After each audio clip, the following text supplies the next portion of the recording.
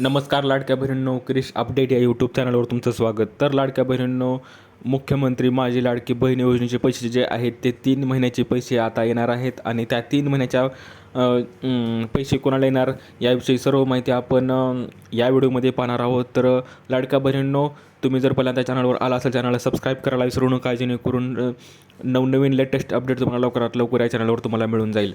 तर सांगायचं झालं तर थोडक्यात की मुख्यमंत्री माझी लाडकी बहीण योजनेचे जे पैसे आहेत मे महिन्याचे, हे रेग्युलर महिलांना तर येणारच आहेत, परंतु ज्या महिलांचे पेंडिंग होते 2 हप्ते मार्च आणि एप्रिलचे, तेही हप्ते आता यायला सुरुवात झालेली आहे.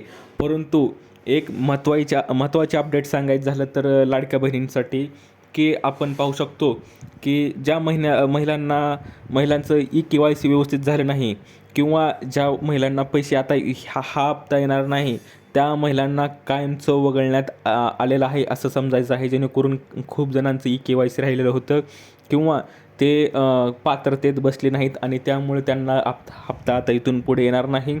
आणि ज्या महिलांना आता पैसे इथून चालू राहतील त्या महिलांनाच फक्त इथून पैसे आता मिळतील प्रत्येक महिन्याचे.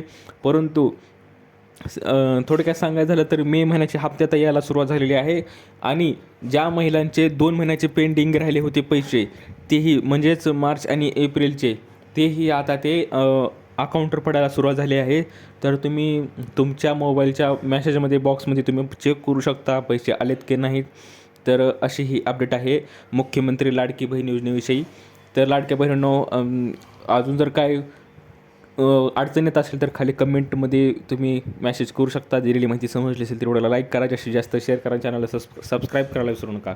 तर भेटूया पुढच्या व्हिडिओमध्ये, तोपर्यंत धन्यवाद.